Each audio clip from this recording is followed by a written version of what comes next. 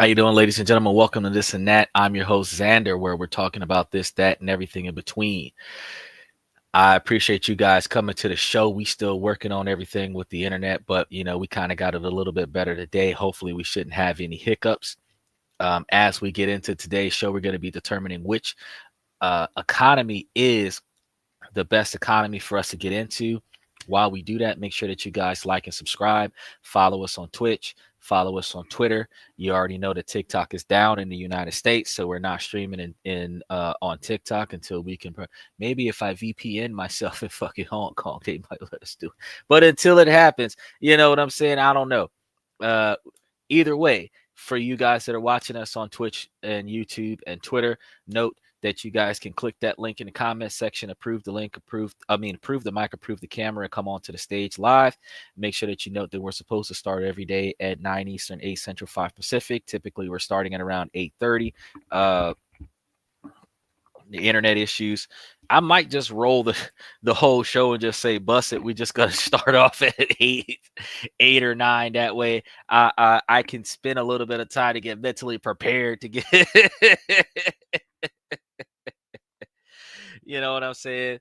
But as it stands, we're supposed to right now. We're scheduled to start at about 8 o'clock, 8:30, and that's what we're going to be trying to aim for, Eastern time. So bear with us as we try to get this internet situation under control. Because one of the reasons why we started at 9 Eastern, 8 Central is because we're able to run a 3-hour podcast if necessary without running into the other previous engagements that I have with other clients that I have to utilize in order for me to pay the overhead. So that's why we started the way we started. Anywho, I appreciate you guys that are popping in. Let's go ahead and dive into the challenge that we have for today of finding one of the most profitable countries to invest our money in right now.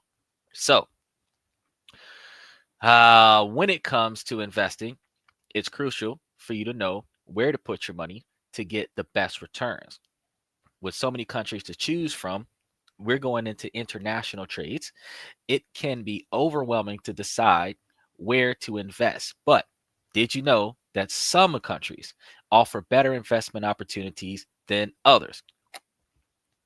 We'll explore the most profitable countries to invest your money in and why they stand out from the rest. One of our biggest challenges investors face is determining which countries are stable enough to invest in. Economic instability, market volatility, and geopolitical tensions can all impact the success of your investments. It's not just about finding a country with a strong economy. You also need to consider factors like government policies, regulatory environments, and social stability. Investors must also contend with every changing globe landscape. What was a profitable investment opportunity yesterday may not be same today. Staying up to date with the latest economic trends and market shifts is crucial to making informed investment decisions. Furthermore, it is essential to drive a very diversified portfolio by investing in different countries and sectors to minimize risks, which means that being locally invested into the United States only is a way to make money because you live in the United States and you can pay more attention to the US companies and the stock market. But if you were to invest in other countries, your portfolio is the total quantity of investments that you have versus the ones that are losing money and the ones that are gaining money. If the ones that are losing money is losing less money than the ones that are gaining money, your overall portfolio is positive. You cannot guarantee that any one stock will always be on the rise. You cannot guarantee that you will always gain from any stock, even with microtransactions, even if you're utilizing trade bots. You cannot guarantee that you'll be able to hedge in a positive fashion when you are trying to trade in the stock market. But what you can guarantee is that if you have more successful investments that are trading or holding with increases versus failed investments that are trading or holding with financial losses, you will be in a positive position with your portfolio, which means that you're going to be getting some returns back. And how you take those back and what you do with them is going to be what we're going to be talking about in later shows. Yeah. So another challenge investors face is the sheer amount of information available. When I do one of these shows, it's anywhere between 30 minutes to 2 hours just talking about just the one individual concept to get through the nitty gritty of the details of the one individual concept. You know, we had a 6 hour podcast during the election where we talked about for the first 3.5, 4 hours, just the economic impact that real estate had on China's market without even going into all of the intricate details of China's market. So when you start talking about should we invest in China, we just did a show yesterday about China's market where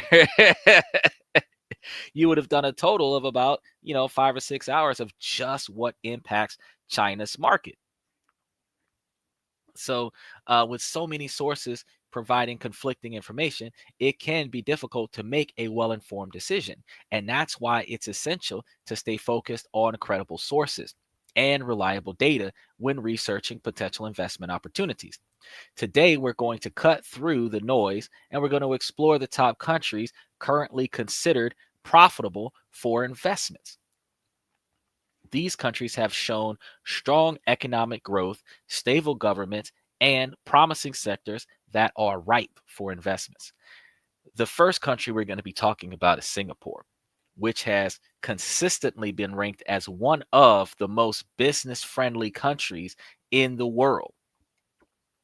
Its strong economic, stable government, and highly developed financial sector make it a very attractive destination for investors. The country's focus on innovation and technology has also led to significant growth in sectors like fintech and renewable energy. So, Singapore is known for its robust financial sectors and favorable business environments. With one of the fastest growing real estate markets globally, property prices have increased steadily. The city and state remains a prime destination for foreign investments due to its political stability, high quality of life, and strategic location in Asia.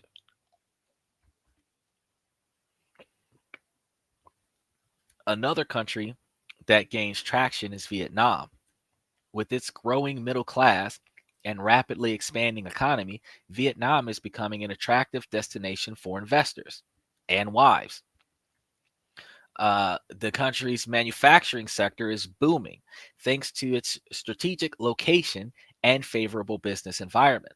Additionally, Vietnam is investing heavily in renewable energy as well. Now, remember, I told you guys, I think last week when we were talking about the IMFs and the reform to IMF policies for global currencies, that if those reforms included renewable energy profits after investing into the debt of another country, that will be more beneficial to certain countries. Notice how I'm talking about today, how some of the most profitable countries are focusing more on renewable energy sources instead of tapping into non-renewable energy sources until those energy sources are fully expelled.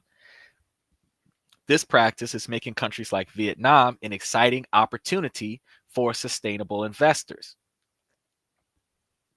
India is another country that makes waves in investment world.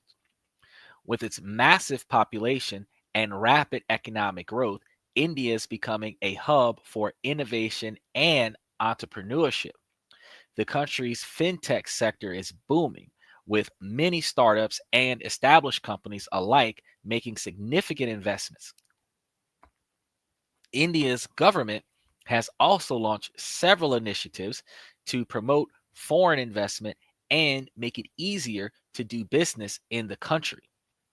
Now, one of the things I haven't done is went and talked about exactly how easy it is to get into Dubai, because Dubai is ideally one of the individually richest countries, claimed by some of the expats that go to India, Dubai, where you're actually supposed to have a large chunk of cash to even enter Dubai. Otherwise, they won't even let you in.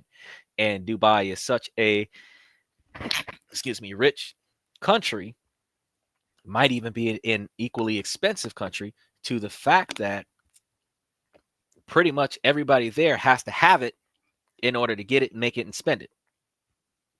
And I want to look into Dubai's economy a little bit more and see what it's like to buy and sell there, to see what it's like to own, start up, and run businesses, to see what the working wage is versus the living wage, and determine exactly how easy it is to become successful in Dubai. And then I'll run a story with you guys about it. Japan. We've talked about Japan quite a few times. And one of the reasons why we talked about Japan, because Japan is part of the Asian areas that are doing the incentives for population control. And they are doing incentives for startup businesses from foreign nationals, where you guys can go to Japan and be able to establish a business and get large quantities of, I want to say, it would be more like a subsidy, because I was about to say stimulus, but it's more like a subsidy, because they're kind of like reimbursing you for what you paid for, or what you should have to pay for. Because the one of the ones that they have in Nagano, when they're offering that 24,000 US dollars to start up a business over there, with the cost of living and the requirement of having a minimum of 2 employees on the payroll to receive that particular stipend, if the cost of living is about 8,500 a year, and you're paying 2 employees 8,500 a year, or 9,000 a year per person, you're paying about 18,000 in the first year, which means that $23,000 puts a little bit of money in your pocket and pays for the first year's salary for all of the employees. That gives your business enough time to not only turn a profit through the workers' efforts, and get past the learning curve of the niche that you're trying to get into, but also make more profits than expenses, so that your company is not a total loss. So that actually helps with struggling businesses, because one of the things that's hard about starting up a business is, if you don't have enough workers to help you with the business, your business tends to fail because nobody's putting in the effort. You don't have enough money to pay the people to put in the effort, and you kind of lose morale. And because you're losing morale, you end up doing it by yourself. And if you can't handle it by yourself, you end up going out of business. Now, giving you a stipend where you could pay 2 people to help you get the business off the ground, where you're only doing 1/3 of the work, or if everybody's doing the same quantity of work and you're getting 3 times the productivity in a smaller period of, you're able to get more work done, which allows you to be a lot more successful in your investment scenario. So I strongly encourage going over there and giving that a try. But that's one of the reasons why Japan is on our list of successful countries that you should be looking to invest in, because one of the things that you have is that, at least in Japan, not all countries say the same. You have to check the laws and rules between the US tax laws, and talk to Joe. I can give you information about Joe. And if you mention this and that when you talk to Joe, he'll be able to give you a 10% discount whenever you go over there to get your taxes done. So I just strongly recommend that you talk to Joe. But when you start dealing with international trading, tax deductions or non-taxable income from other countries can be an incentive to do business in other countries. And that's one of the reasons why, because Japan has up to 120,000 a year non-taxed by the US. So you could actually bring in more revenue from another country. And if you claim that country on your US taxes as international trades, then you're looking at whatever tax deductions that you have from the expenses of running the business in the other country over the untaxed capital, when you're looking at $120,000 worth of profit that's not taxed. So if you're making less than $120,000 worth of profits, but you also have more than 40-50% of your overhead that is not being covered, you might actually end up with a few tax deductions on the US side of things, because you established a international business and that international business is not profitable. But If your business is booming in the US and your business is struggling in Japan, the debt versus the profit means you don't owe Uncle Sam nothing because you owe more money than you make, technically on paper. However, when we're paying attention to just which country we're going to invest in, Japan is one of those countries that you really want to think about investing in.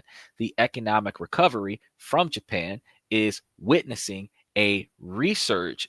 This resurgence is helping the economy through real estate, just like I was telling you guys before, where the values and stock in the stock industry is reaching new highs. The market opportunity is being analyzed as very optimistic about Japanese assets, viewing them as undervalued compared to neighboring countries, which is true because you can go over there and you can buy property in Japan for $0. You just pay the property taxes, where the property taxes is like 50 US dollars. A bus pass, a month-long bus pass in the United States costs more than the annual taxes of the property in Japan. It's undervalued. The issues with some of those properties is two things: is that the value of the property goes down based on the cultural beliefs of um, people's mojo being in the property. So uh, when somebody lives there over an extended period of time, people feel like it's got bad juju in it. But truth be told, the value of the property for a property that you're going to buy and hold is more so in how much money you're making off the property, not how much you're going to sell it for. If you're going to do buy and holds and offset the debt of buying, owning, and maintaining the property with the profit you make off of renting out the property. So you're not really sitting there focusing on how much is a property worth in 30 years, because the value of the property is $0 in 30 years, but in 30 years you could still be making $1,000 a month off the property per person or per unit, depending on how you're legally able to divide up the property and the shared living spaces. What you have to understand is that you might have to spend, you get the property for $0 and pay $50 in property taxes, but you might have to spend 50 to 100 US dollar, 50 to 100,000 US dollars to rebuild this property.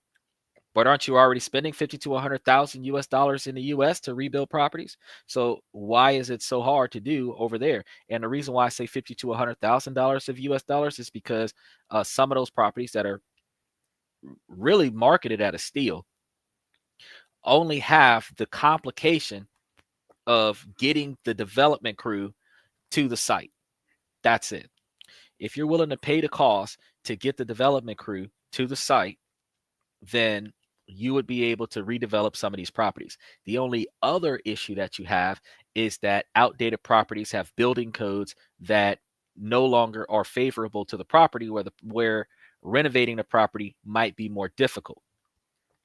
You can petition, because I've actually talked to some people in Hong Kong and Japan, and you can petition the country to change some of the development authorizations for a specific property. And once they give you the approval to make those changes, and sometimes it takes some time, sometimes it takes a few months, sometimes it takes a few years, but when they approve of that ability, then you can start developing on that property, and then you can start bringing certain areas back to life.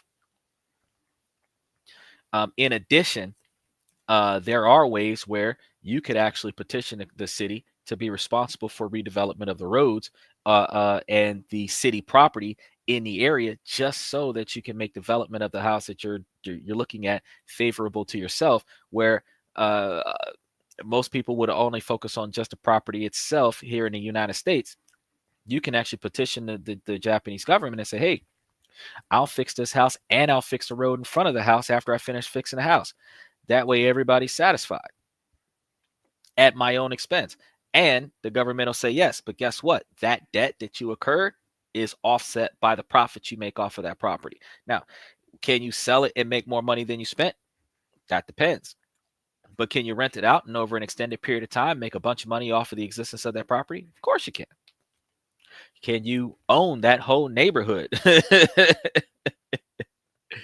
and build not only build up the neighborhood where you have multiple living spaces, but you also start bringing storefronts and everything else like that and develop that property up? Of course you can.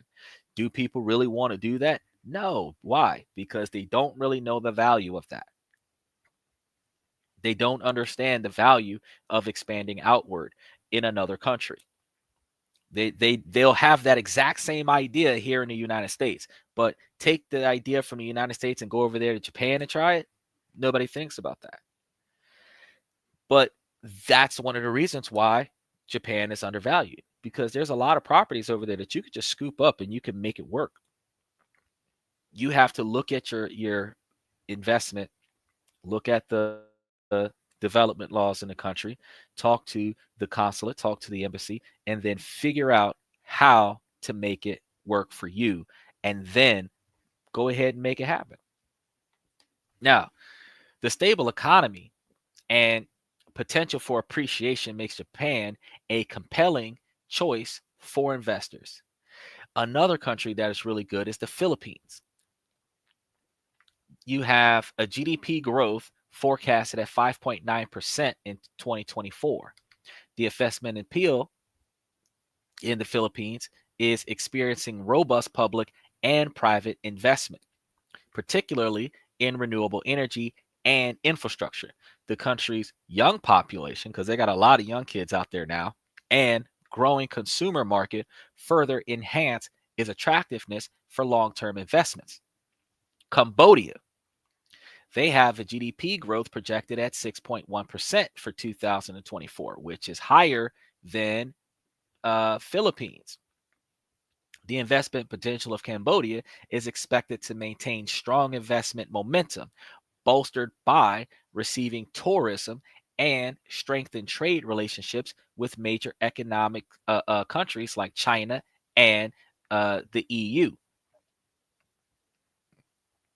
The country has seen significant growth in foreign direct investment, and these projects and capital expenditures make it an attractive option for investors looking for high returns. Now, I got to throw the United States on the list because, I mean, we're in the United States. The United States has a diverse investment option, including Bitcoin, and the US offers a vast range of investment opportunities across various sectors, including the real estate, technology, and consumer goods areas.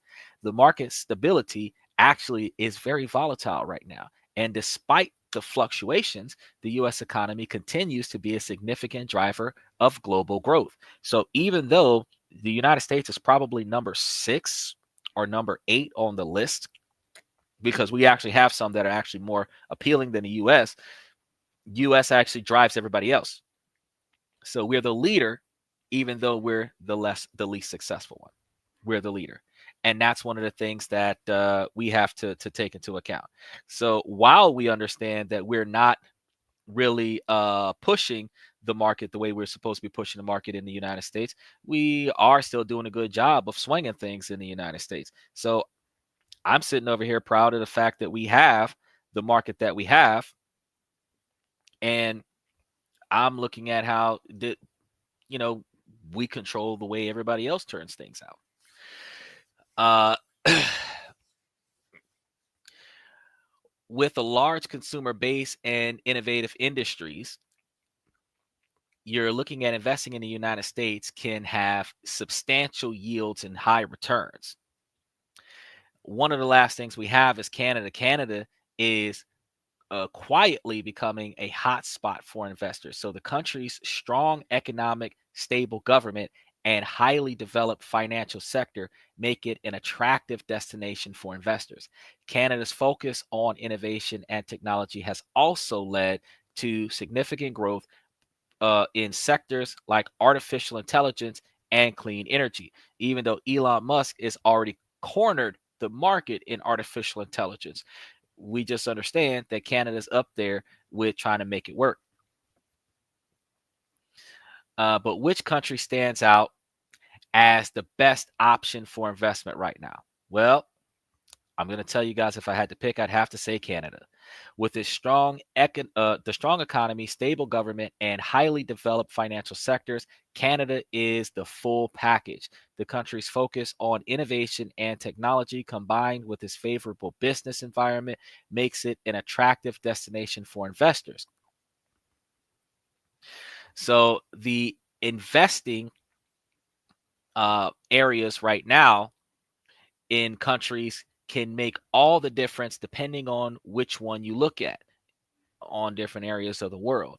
Singapore, Vietnam, India, and Canada are the top contenders when it comes to profitable investment opportunities. And these countries present promising opportunities for investors looking for maximizing their returns going into 2025.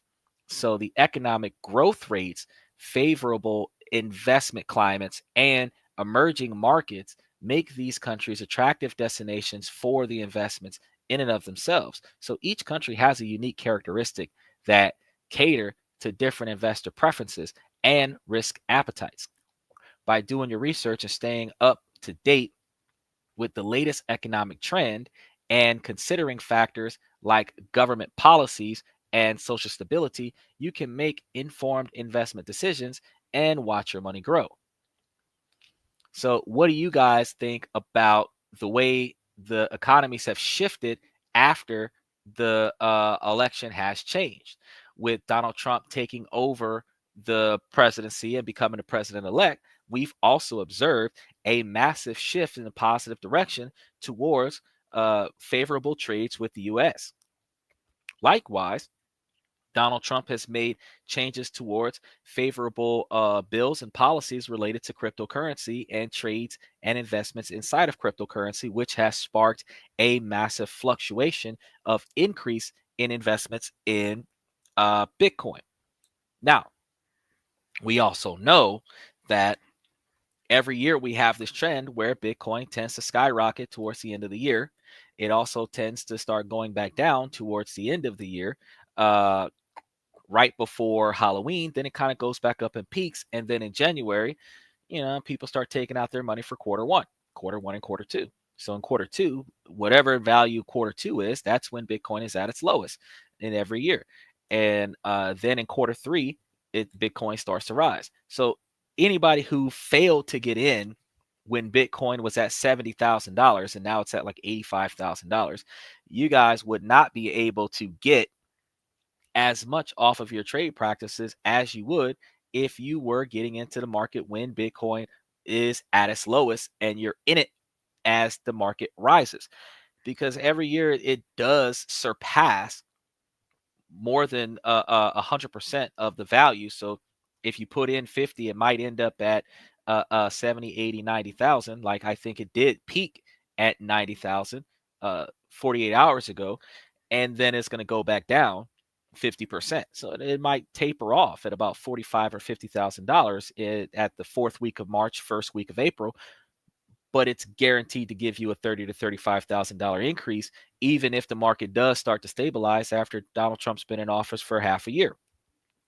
So you're still looking at, by September of next year, you're still looking at potential $30,000 to $40,000 increase on your $50,000 investment, which is about an 80% return on your investment annually, which is what the projections have been for Bitcoin for the past year. And I've been promoting that for the past 9 months. So for those people who invest in stocks instead of investing in Bitcoin, I just got to tell you, you guys should probably really rethink your position and try to look into those stocks and see look into the Bitcoin stock and see what's going on there. Because even though Bitcoin was supposed to become a currency, Bitcoin is one of the best and widely growing stock favored options over the past decade.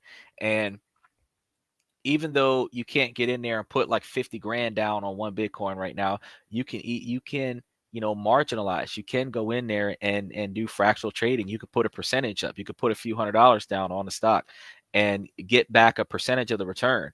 So if there is an increase, there is still an increase. If there's a 50% increase, if it doubles 200%, where 50,000 turns into 100,000, then you're $100 will turn into $200. Your $1,000 will turn into $2,000. You're still going to experience the increase.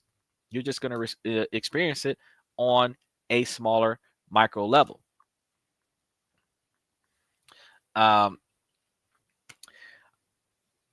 That's really all I have for this particular topic. It's actually a very short topic. I'm sitting over here thinking about it, and I'm like, yeah, if I keep going, I'm about to go into tomorrow's topic, and I don't want to go into tomorrow's topic.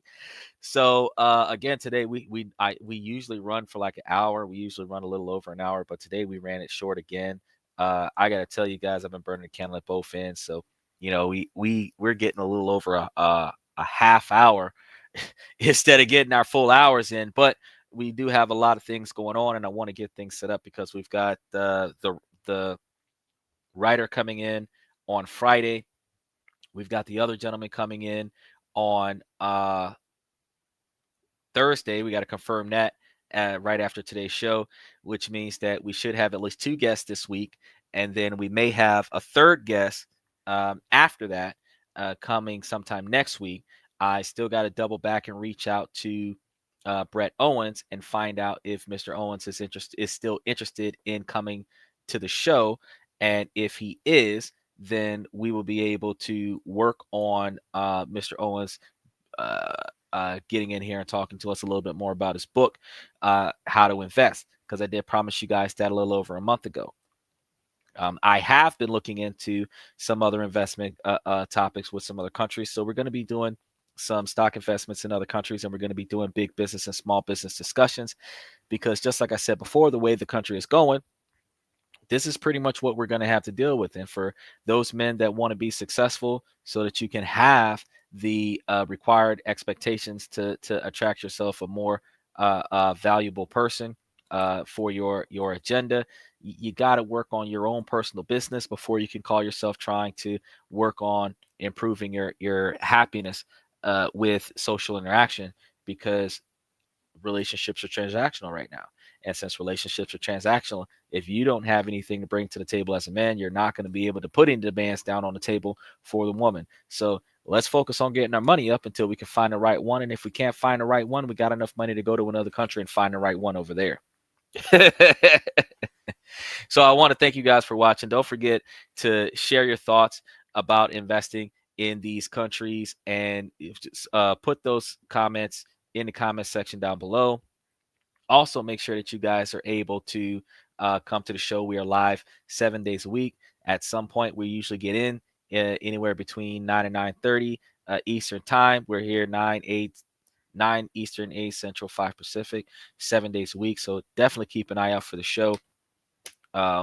Also, if you want to learn more about these investment strategies, be sure to check out the videos we have coming up for tomorrow. So we're going to dive deeper into world finance. So I want you guys to make sure that you have the opportunity to get all the information that you need to know about how to put your money in other places, because making your money make money for you happens in more than one way. You don't just throw all your money into T-Mobile stock, which, by the way, has had, I think, almost a 10% increase recently, which anybody who would have put their money in there would have actually gotten a lot of return off of that.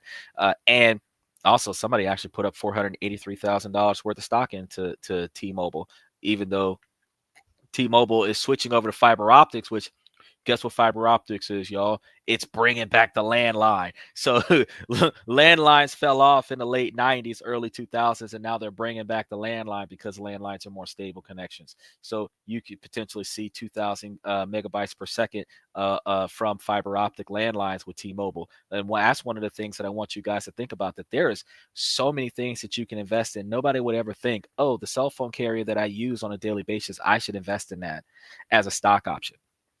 If you put your money where you if you buy stocks where you spend your money, that stock option is going to be favorable, because if you're buying a popular product like iPhone and you buy iPhone stock, then you're going to receive profits from the rising popularity of the iPhone market. And iPhone is actually Macintosh. So if you buy into the Macintosh or the Apple stock, you'll be buying into iPhone stock, but you'll be benefiting yourself by putting your money where you spend your money. The same way, like, for example, Walmart. People who shop at Walmart on a regular basis, put your money into Walmart stock. Um, oh, real quick, just like fruits of labor, did you know that those of you who have kids in public schools, you can actually donate money to the public school for your kids' bad behavior? And donations are tax written. So for those of you who, you ain't got a lot, but you got a little, if you guys thought about it, the rich keep getting richer and the rich invest into the private schools, and the private schools value the children more because they're greedy. And let's just face it, schools are financial institutions, just like everything else. The difference is that public schools don't get much funding. Parents fuss and cuss and threaten public school teachers all the time to get favorable treatment for their children.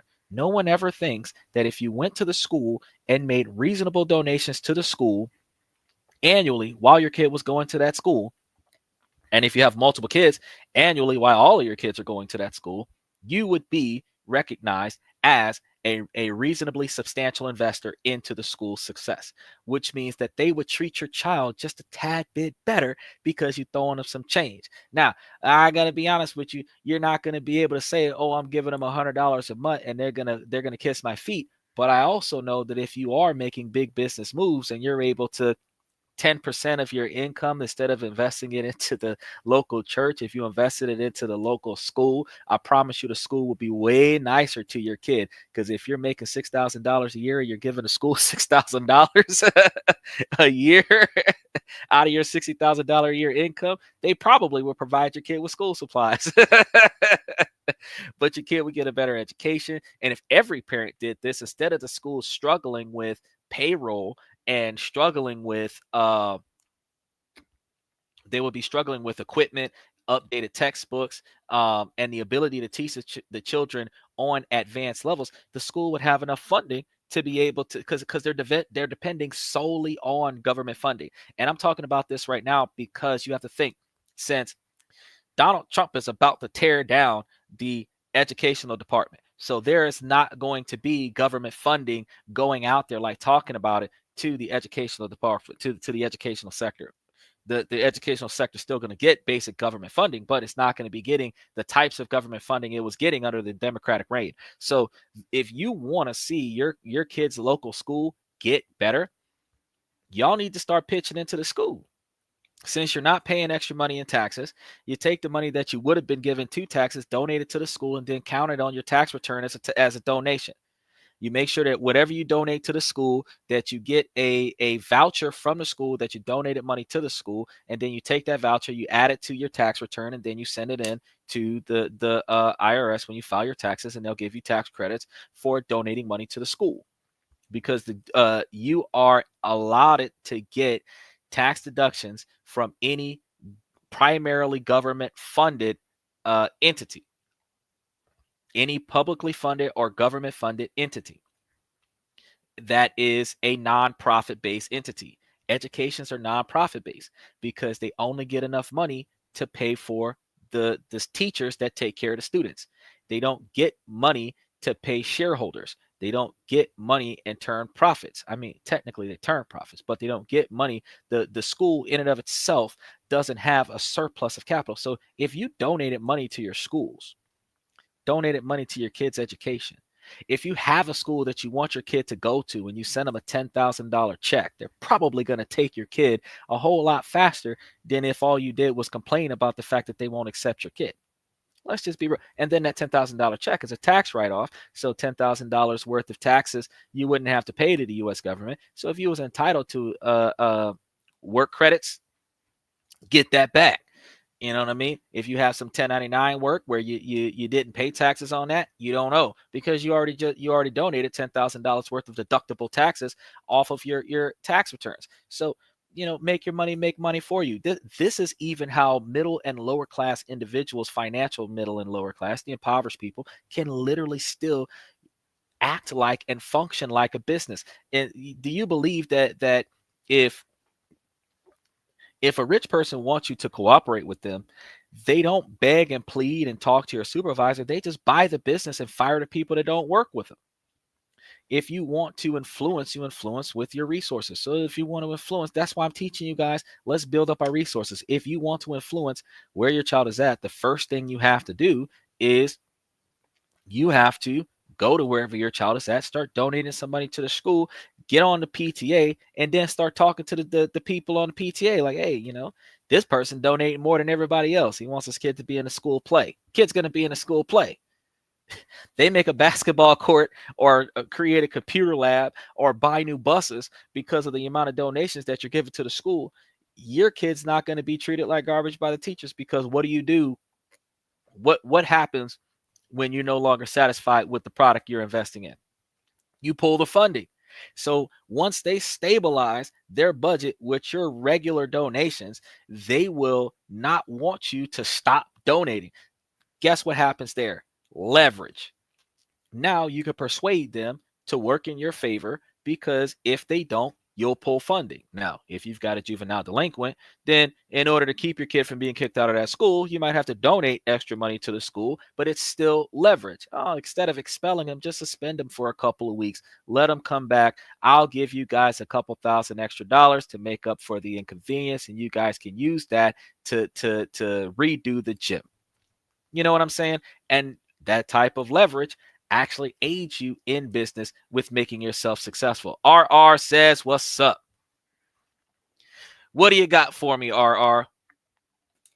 We got a lot of popping in and outs today. Appreciate you diving in on this and that, where we talk about this, that, and everything in between. He says,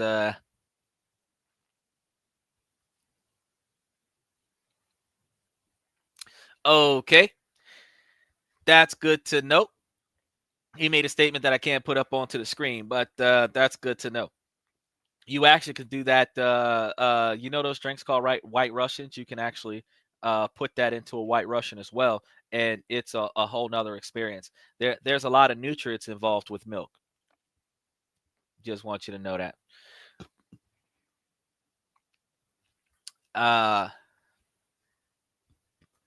That was an interesting statement.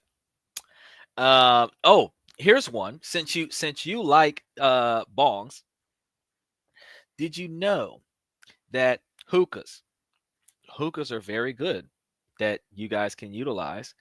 If you were to, instead of just putting water at the bottom of the hookah, if you put Listerine at the bottom of the hookah, you can get the effects of the alcohol from the Listerine and the effects from the tobacco in the hookah at the same time. Give it a try. Matter of fact, I recommend Dr. Tishner, 70% alcohol. So just throw you some Dr. Tishner into your hookah, and then you can put your CBD in there. You can put your purple haze in there, and then put you a little hookah coal on top of it. So you're still using the hookah scenario, which, by the way, for those of you that want to go down that path, I'm just gonna tell you that hookah products work better than the other products. So if you use it's a beaker, and you put a little bit of liquid at the bottom of it, and that liquid just so happens to be 2 parts Dr. Tishner, 1 part water, and then on top of that you have your purple haze, your bubble kush, and then you got your little grate on top of that, and then you got your little minty coal at the top, and then you light that sunga nut, and then you do what you got to do, and then the vape comes out. You've got the Lao, and you've got the 70% alcohol in vapor form, and however you feel after that is that's college. We learned that in science class. Oh, he says he's good. All right. Well, as long as you good, I was just wanted to make sure that there are ways that you can do it better. Just you got to think about this. Even with recreational and unprofessional things, there's always another way. There's always another way to do it better, to get more effect out of it. You can, matter of fact, do less and get more out of it. There's always a way. So I just gave you a way with that, where you could technically get more effect out of your product just by doing it just a little bit different. And think about this, because it's going to have a stronger effect, you're going to spend less money on it because it's going to take less to reach your objective. It's going to take less resources to reach your objective, which means that either you can live on that objective longer for less money, or you can spread that objective thinner and then have a larger profitable effect off of it. So you're going to spend less money on a product, get more use out of it. More people can use that product for the same amount of money. The product is going to go a lot longer of a way for the same amount of product. So guess what happens? Your overhead reduces. Now, here's another thing. If you're, because hookahs have the ability to be utilized by 8 to 10 people. If you're going to turn this into the type of business where per person they're going to invest in your product can still turn out a larger profit because more people can pay for less equipment. You're going to get a higher return from this, which gives you the ability to not only pay for your business license and property insurance, but you would be able to build up on this. And so many people would want to come to this particular scenario and experience this particular type of effect. Now, did you know that if they come for the hookah and they lose their voluntary equilibrium, that they will always come back for that experience because they won't get that feeling in other companies? Guess what that is? That is beating out the competition. It looks the same as the guy next door, cheaper than the guy next door, better effects than the guy next door.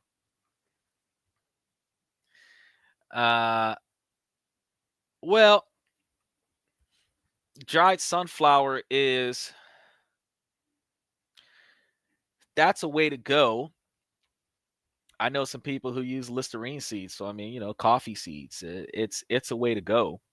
It has its effects. It's not healthy for you, but it does work. Nevertheless, regardless of how you do it, if you was to utilize a distillation chamber, you would have better effects. That's science.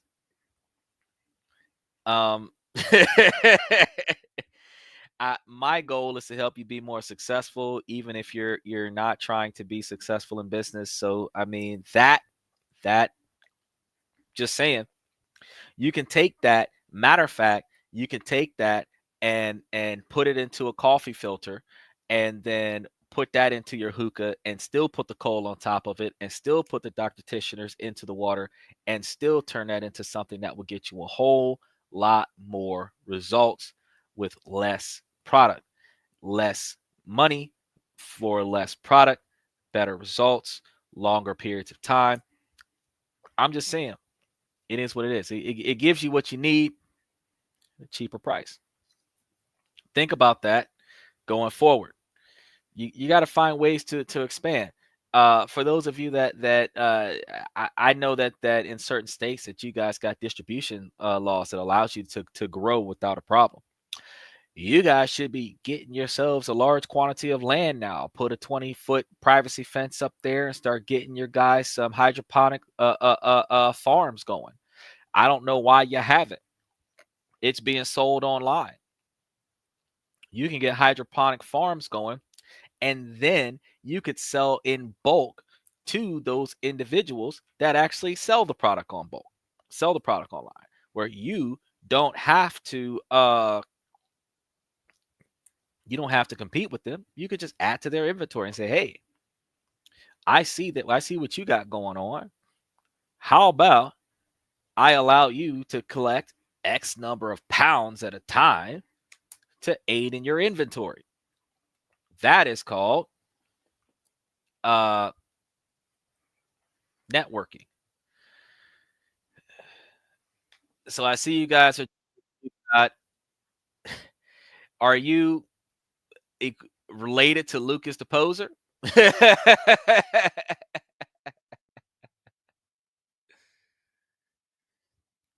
He says hi. Hi. What questions do you have for me today?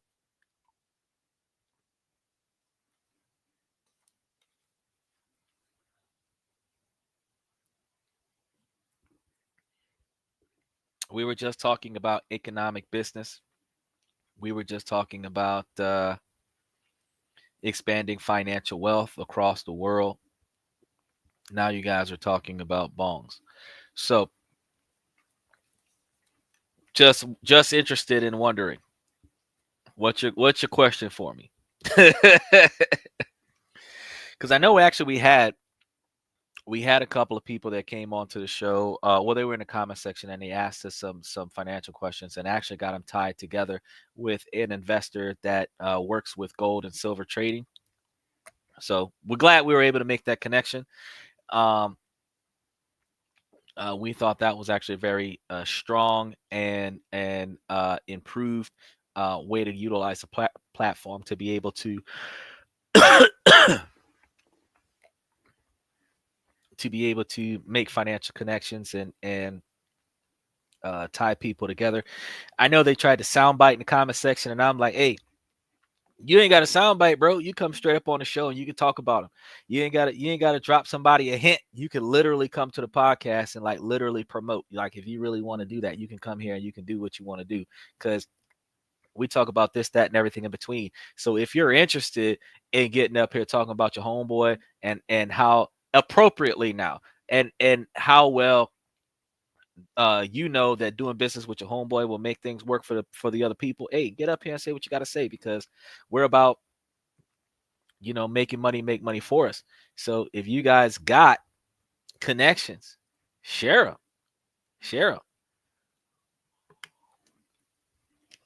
I'm not going to object to any of the networking that we can potentially do because you guys might know somebody that I don't know that would lead us to all being able to make a little something better out of what we're trying to accomplish.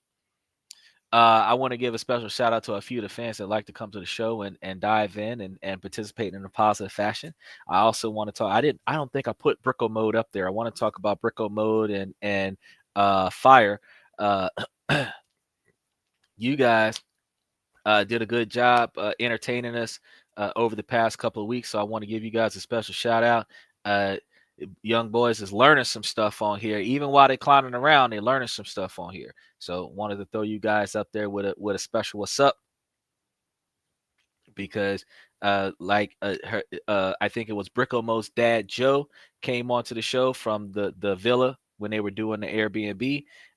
You know, I agree with his dad that as long as they learn something out of the podcast, don't matter if you crash.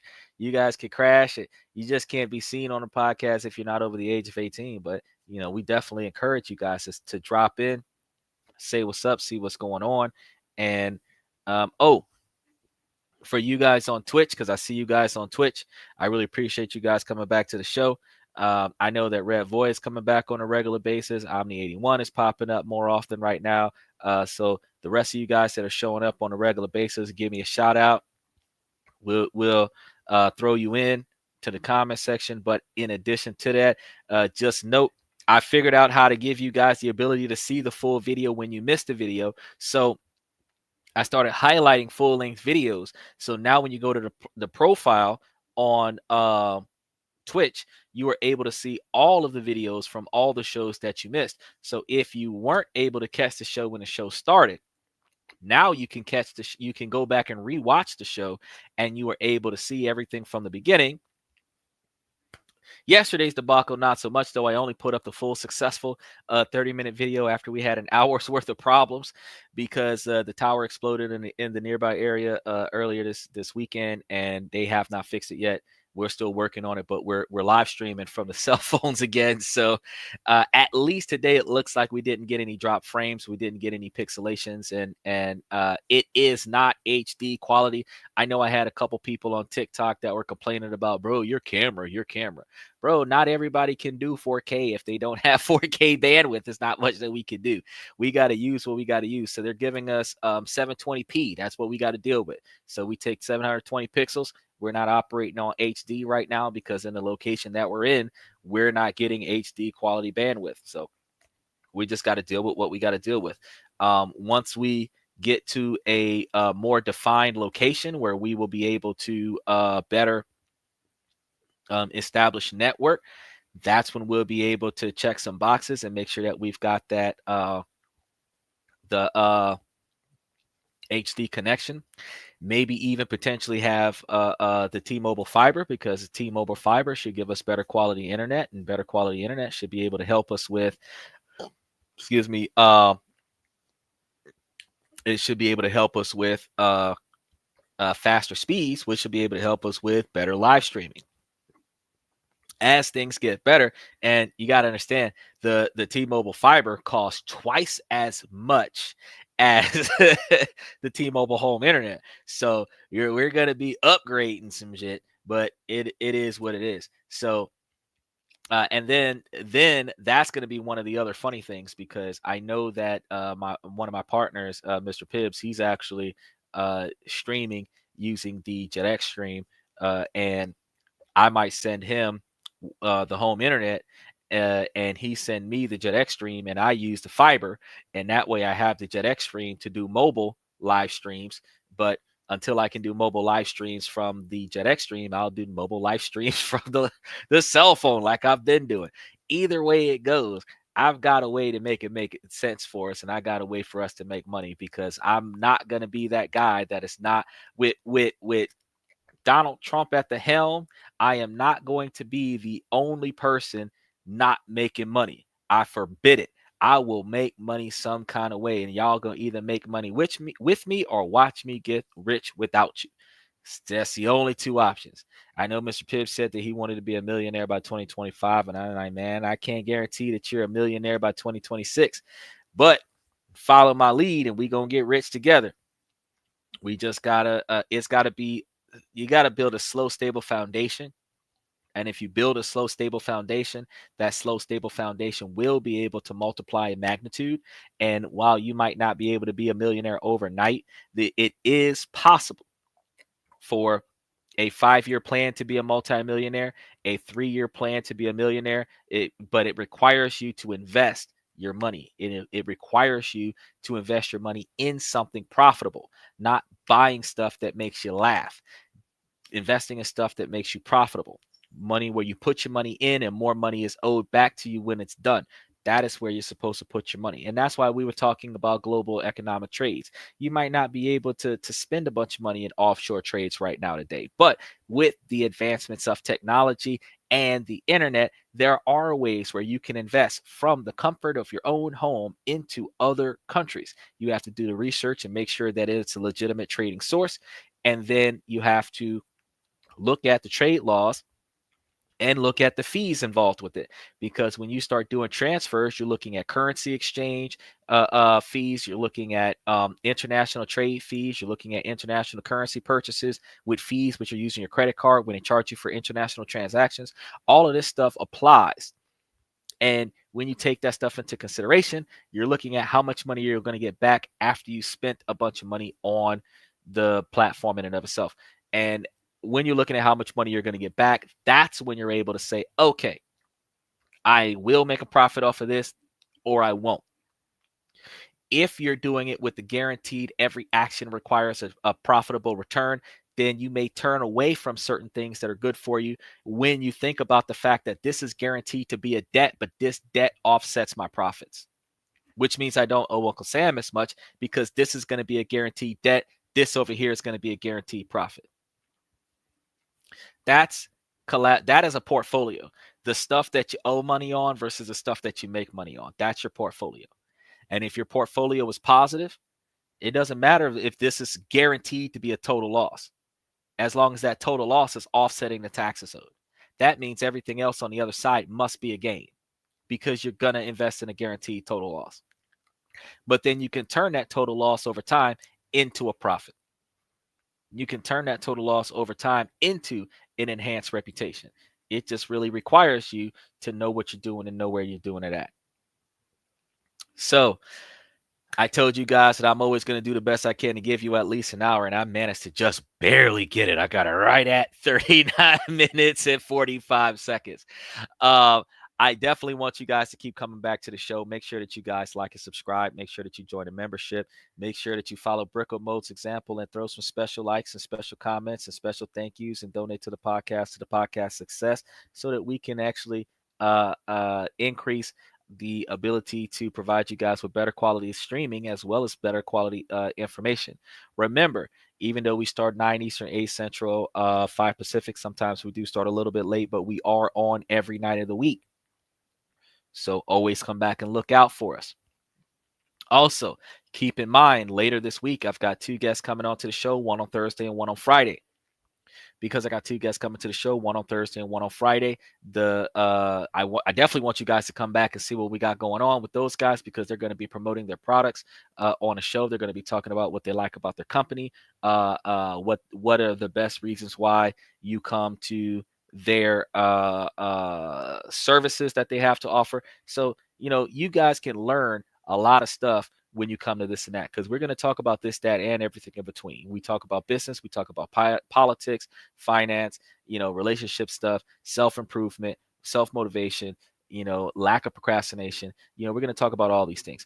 And I want you guys to be the best you that you can be, so that you can get the best out of your environment, regardless of whether or not you're in the United States. So some of these advice that I give you is going to be universal around the world, and some of it might need to be fine-tuned a little bit, just so that you can include this information into how you do things in your own country. Either way it goes, you want to make sure that you take with advice that you hear off of this podcast and try your best to cross-reference it as well as implement it. That way you're able to improve yourself, because you can't tell me that you sat up here for an hour and 5 minutes, listened to this podcast, and didn't learn anything. That's not logical. It's not possible. It's not possible. At the very least, you notice what happened with Donald Trump and the trade practices. You know about what happened with the stock market changes. You know about the most profitable countries from the top 10 that I named this year today. So you should be able to have learned something. You should be able to think about which countries to go invest in. If you're living in Romania and Brazil, and I mentioned Japan and Singapore and Vietnam, think about investing in other countries. That's why foreign trade is important for you to do research on. I talked about the United States and Canada. If you're living in Romania and Brazil, think about investing in the United States and Canada. I didn't talk about the stock markets from Brazil and Romania because they're not the best. They doesn't mean they don't have good trade practices. It just means that they're not the best.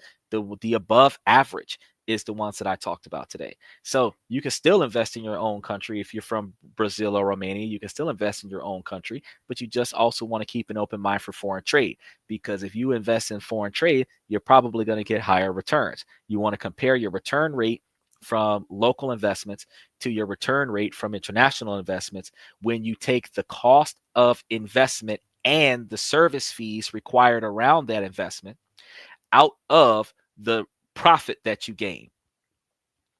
And it's not actually a profit, it's revenue received from the gain. And the revenue received minus the cost is the actual profit. So your investment goes up, the cost to invest it is part of the debt. Then the revenue received is going to then be subtracted from the amount that you put in. So if you put up 1,000, it costs you $100 to put up 1,000. You're technically only investing 900, but you put up 1,000.